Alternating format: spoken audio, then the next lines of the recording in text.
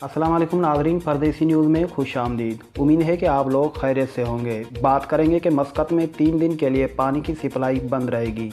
जुमेरात, जुम्मा और हफ्ता यानी 11 मार्च से 13 मार्च तक यानी 3 दिन के लिए मस्कत में पानी की सप्लाई बंद रहेगी।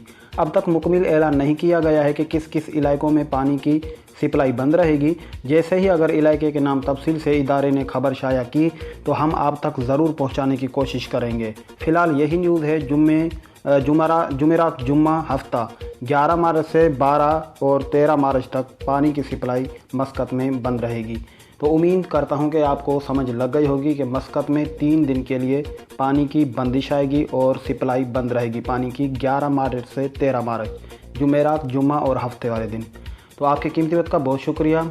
अल्लाह निगहबान।